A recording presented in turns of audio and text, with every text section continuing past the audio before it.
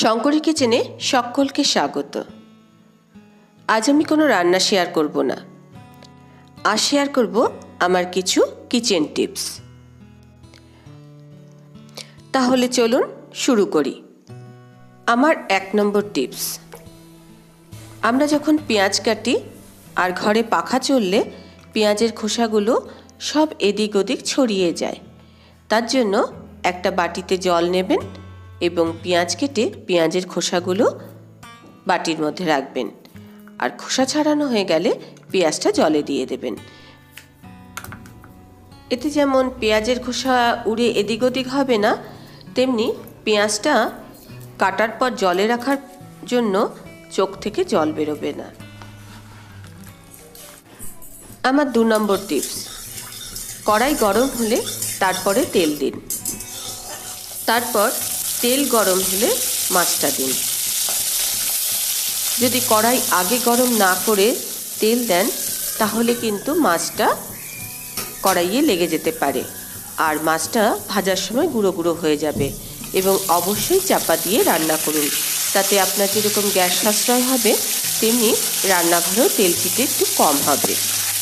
তাই অবশ্যই এই পদ্ধতি অবলম্বন করুন। আমার 3 নম্বর টিপস, প্লাস্টিক আমি একটা কৌটোর মধ্যে এরকম গিট বেঁধে রেখে দিই, তাতে আমার যখন দরকার হয় বের করে নিতে খুব সুবিধা হয়।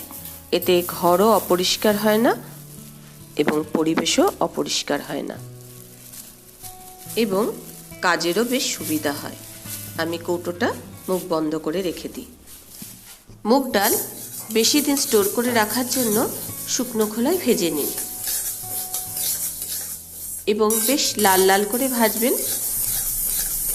এতে কি হবে, যেরকম স্টোর করে অনেক দিন রাখা যাবে, আবার বাড়িতে অতিথি এলে এটা ভাজা থাকলে আপনি চট করে ডালটা চাপিয়ে দিতে পারবেন এবং ঠান্ডা করে একটা কোনো কন্টেনারে ভরে রাখবেন।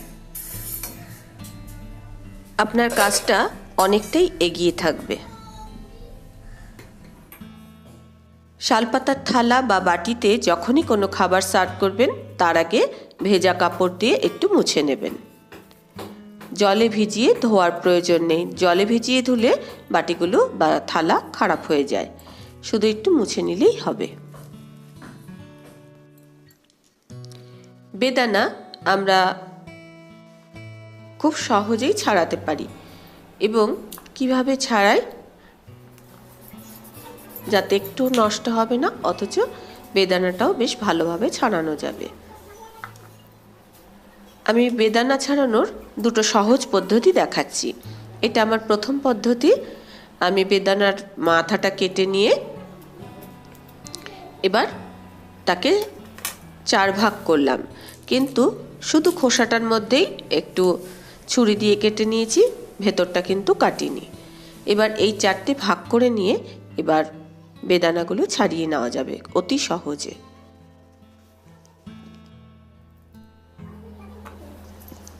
এইভাবে ছাড়ালে বেদানাটা কিন্তু একেবারেই নষ্ট হয় না আর খুব সহজেই ছাড়ানো যায়। দেখুন কত সহজেই আমি ছাড়িয়ে ফেলছি।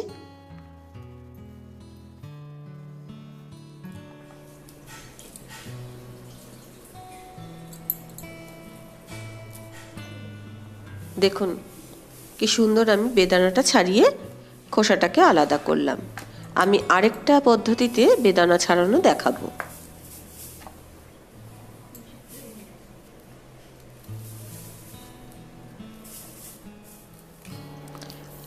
এটা আমি 2 ভাগ করছি।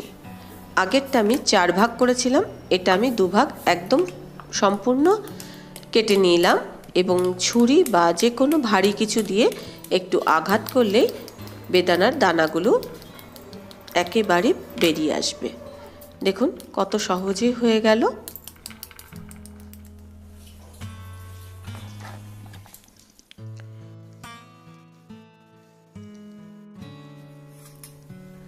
নারকেলের জল বার করার সময় আমাদের দেখা যায় যে নারকেলের জলটা এদিক ওদিক ছড়িয়ে পড়ে। তার জন্য আমরা নারকেলের এরকম 3টে চোখ থাকে, 3টে চোখের মধ্যে 2টো চোখ শক্ত থাকে আর একটা চোখ একটু নরম থাকে। আমি যেটা নরম আছে সেই চোখটার মধ্যে আমি স্ক্রুড্রাইভার ঢুকিয়ে আমি জলটা বের করে নেব। তাতে জলটা এদিক ওদিক ছড়িয়ে পড়বে না এবং ছাঁকনির সাহায্যে ছেঁকে নেব। তাতে যেরকম জলটা খাওয়াও যাবে, আবার যদি রূপচর্চার কাজে ব্যবহার করা হয় তাও সেটা করা যাবে।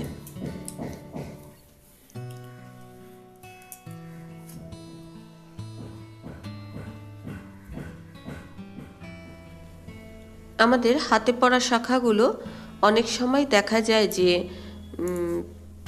নোংরা জমে বেশ ধারগুলোতে কালো একটা দাগ পড়ে যায় আর দেখতে খুব বাজে লাগে। বিশেষ করে সোনার শাখা কিভাবে পরিষ্কার করব তা আমরা ভেবেই কুল করতে পারি না। তো আমি যেভাবে পরিষ্কার করছি সেইভাবে করে দেখুন। আমি একটা ব্রাশ ও টুথপেস্ট নিলাম, যে কোনো কোম্পানির টুথপেস্ট নিলেই হবে। একটু জলে ভিজিয়ে আমি পেস্টটা নিয়ে শাখার মধ্যে লাগাবো এবং ব্রাশের সাহায্যে ভালো করে আমি পরিষ্কার করে নেব।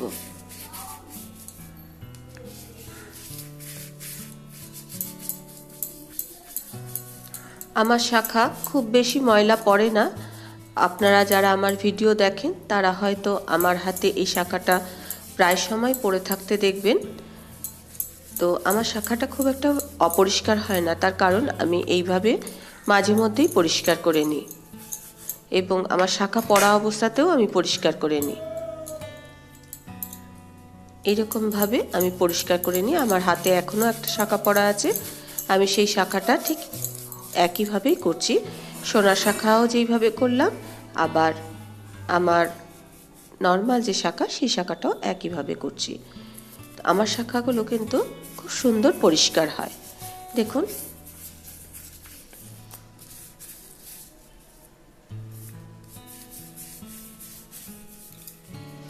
আর কোনো কিছুরই কিন্তু দরকার হয় না, শুধু এই একটু পেস্ট দিয়ে ঘষলেই কিন্তু দারুণ পরিষ্কার হয়।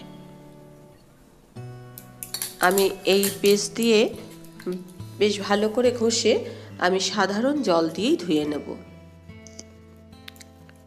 আমার হাতের পরা শাখাটাও আমি জল দিয়ে ধুয়ে নিলাম, আর এই যে আমার সোনার শাখা বাঁধানোটা এটাও আমি সাধারণ জল দিয়ে ধুয়ে নিলাম। দেখুন কতটা পরিষ্কার হয়েছে। আমি কাছ থেকে দেখিয়ে দেওয়ার চেষ্টা করছি। দেখুন কতটা পরিষ্কার হয়েছে। আপনারাও কিন্তু ট্রাই করবেন এবং আমায় অবশ্যই জানাবেন।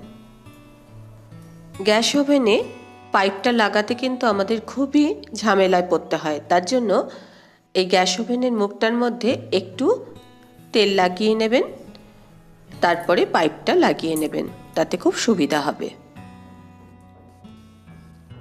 তেঁতুলের চাটনি করার সময় আমরা তেঁতুলের পাল্পটা নিয়ে নিই আর খোসাগুলো আমরা ফেলে দিই।